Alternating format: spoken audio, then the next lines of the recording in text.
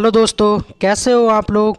उम्मीद करता हूँ आप और आपका परिवार बेहतर और बढ़िया होगा और आपने सीटेट की तैयारी कंप्लीट कर ली होगी। सारे सिलेबस को कवर कर लिया होगा। हिंदी, सीडीपी, बाकी सब्जेक्टों को मैंने पढ़ाया ही है डिटेल में।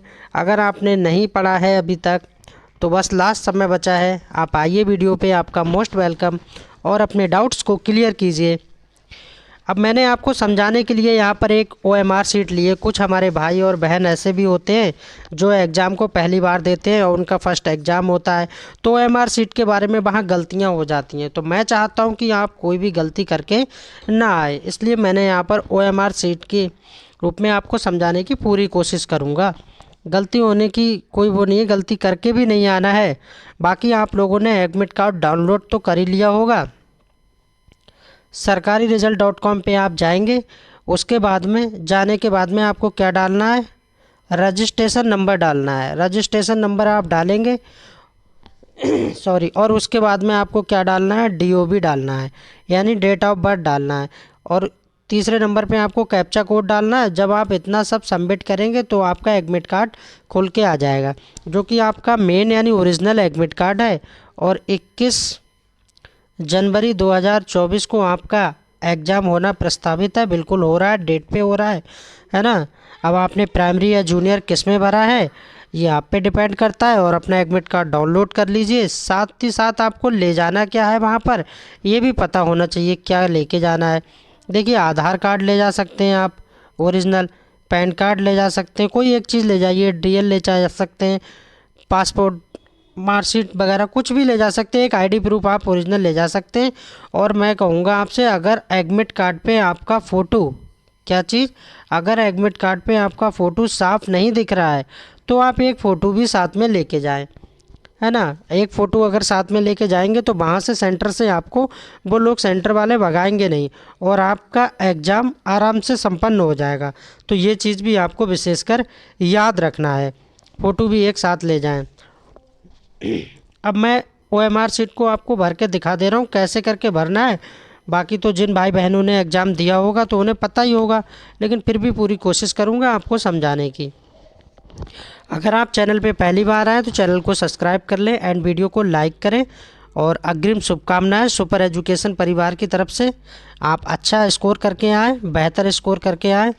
तो यहाँ पर हम भर के दिखा देंगे आपको। जैसे कि मान लेते हैं किसी का नाम रवि कुमार है, तो यहाँ पर देखिए बॉक्स दिया है, यहाँ पर लिखा है ना नेम इन ब्लैक लेटर्स। तो यहाँ नाम लिखना है आपको। नाम कैसे लिखना है, जैसे किसी का नाम रवि कुमार है तो RAVI, ये हो गया रवि।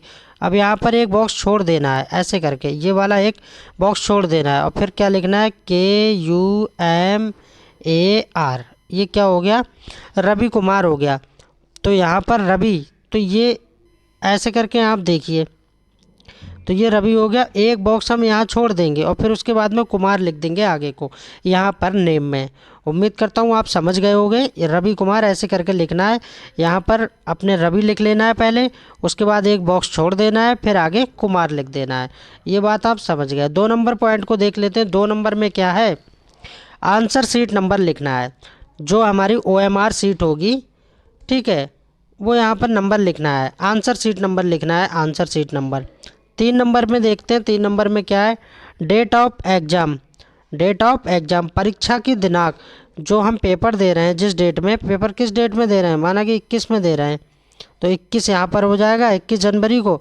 अब यहाँ पर 21 ऐसे करके लिखना है। अब यहाँ 01 लिखना है। 01 क्यों लिखना है, क्योंकि जनवरी में पेपर दे रहे हैं तो 21 जनवरी। अब यहाँ लिख देना है 2024। इस तरह से आप इसमें भर देंगे, किसमें, 3 नंबर पॉइंट में, डेट ऑफ एग्ज़ाम में इस तरह से भर देंगे। क्योंकि इसमें 2, 4 और 4, 8 बॉक्स दिए हैं तो 8 होगा। 1 2 3 4 5 6 7 8। अच्छे से समझा रहा हूँ ताकि आप कोई गलती करके ना आए। 4 नंबर पॉइंट को देखते हैं। 4 नंबर में क्या है, प्रश्न पुस्तिका में लिखे अनुच्छेद को पुनः अपनी लिखावट में हिंदी अथवा अंग्रेजी भाषा में लिखें। जैसे कि अगर उसमें कुछ पैराग्राफ लिखवा रहा है तो अपनी भाषा में आप लिख सकते हैं, हिंदी और अंग्रेजी में, ये कहा जा रहा है, जो आपकी हैंड राइटिंग में होना चाहिए। ये भी बात आप लोग समझ गए। सॉरी, 5 नंबर देखेंगे। 5 में क्या है, name and seal of exam centre, यहाँ परीक्षा केंद्र का नाम बस सील यानी मोहर। कभी कभी ऐसा होता है कि जो जहाँ सेंटर पे पेपर होता है तो वहाँ पर वो लोग डायरेक्टली यहाँ पर अपनी सील लगा देते हैं और सील पे ही उनका मेंशन होता है परीक्षा केंद्र का नाम और ये सब। अगर वो नहीं लगाते तो आप लिख दीजिए, जैसे मान लेते हैं किसी के स्कूल का नाम महाराणा प्रताप इंटर कॉलेज, ये नाम है किसी का, मान लेते हैं महाराणा प्रताप इंटर कॉलेज। तो इसको आप शॉर्ट में लिख सकते हैं MPIC, ऐसे करके लिख सकते हैं यहाँ पर MPIC यानी महाराणा प्रताप इंटर कॉलेज। ठीक है, और जो जिस जगह जिस लोकेशन पे पेपर दे रहे हैं उसको बड़े में लिख दीजिए। तो इस तरह से आप यहाँ पर फिलिप कर सकते हैं। अच्छा, नेक्स्ट देख लेते हैं। नेक्स्ट क्या है? नेक्स्ट पॉइंट है कम्युनिटी, यानी कि समुदाय की बात हो रही है। आप किस कम्युनिटी से बिलोंग करते हैं? आप SC के हैं तो SC पे गोला कर दीजिए। टिक नहीं लगाना है यहाँ पर। यहाँ क्या करना है आपको, ऐसे करके गोला कर लेना, और गोला विशेषकर ध्यान रखना है कि वो बाहर नहीं निकलना चाहिए और ना वैसे रहना चाहिए, थोड़ा सा जैसे बीच में गैप वूप नहीं होना चाहिए, बाहर नहीं निकलना चाहिए बॉक्स से।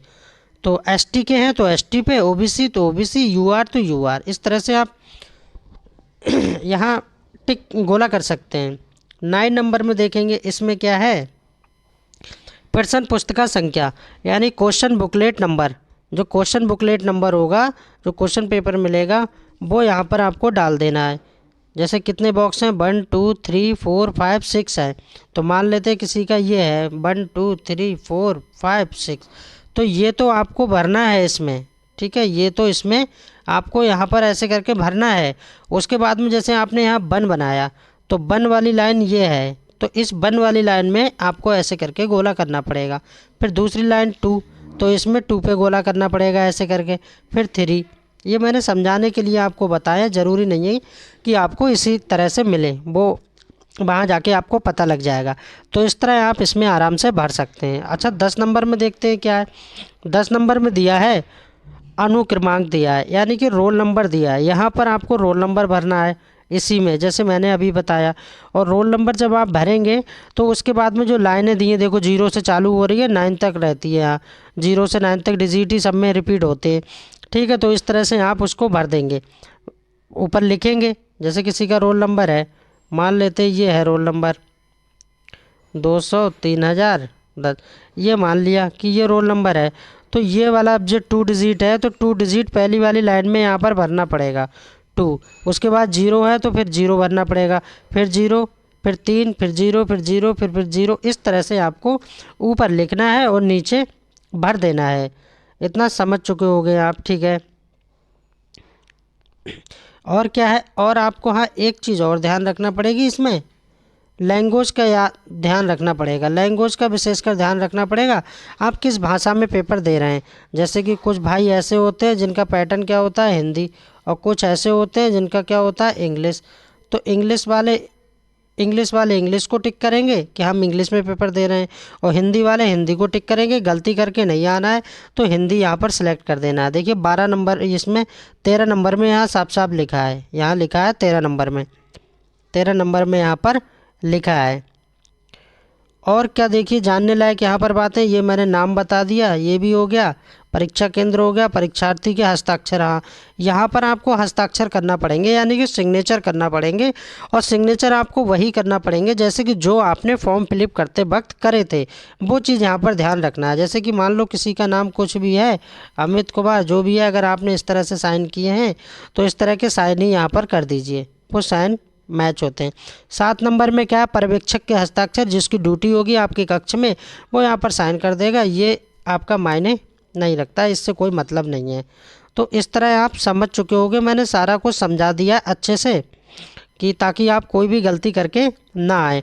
और ये रही आपकी सीट, इस तरह की आपको सीट मिलेगी, ये आपकी सीट मिलेगी, जो कि आपको पता ही है कितने विषय आ रहे हैं। एक आपका हिंदी हो गया, और एक आपका CDP हो गया, और एक आपका EVS हो गया, और एक आपका मैथ हो गया। ठीक है, तो एक मैथ हो गया। और इस तरह से आपका जो प्राइमरी वाले बच्चे हैं तो हिंदी, CDP, EVS, मैथ, और क्या आ जाएगा आपका, संस्कृत या इंग्लिश में से आपने जो चूज़ किया वो ले लीजिए। जूनियर वाले बच्चों के लिए एसएसटी आ जाएगा, है ना। क्या आ जाएगा, एसएसटी। एसएसटी कितने का आएगा, 60 नंबर का आएगा, ये तो आपने पता ही होगा। और हिंदी, और इस तरह से आपको पता ही होगा जे जूनियर का और प्राइमरी का जब आपने भरा ही है और पढ़ रहे हैं इतने समय से, तो आपको मैंने वीडियो में वैसे ही बता दिया है डिटेल में। तो ये आपके 33 नंबर के आपको यहाँ पर मिल जाएंगे। जैसे 30 नंबर ये यहाँ पर, और 30 ये, 30 ये, 30 ये, टोटल आपका कितना हो जाएगा, 150 यानी 150 हो जाएगा। 150 नंबर का पेपर होगा आपको जो सॉल्व करना होगा। और यहाँ पर माइनस मार्किंग की कोई बात नहीं होती है, माइनस मार्किंग नहीं होती है। और पेपर किस मोड पे हो रहा है, ऑफलाइन मोड पे पेपर हो रहा है, ये पता होना चाहिए। ठीक है, तो सभी भाई बहनों को सुपर एजुकेशन परिवार की तरफ से अग्रिम शुभकामनाएं। अच्छे से पेपर करके आइए।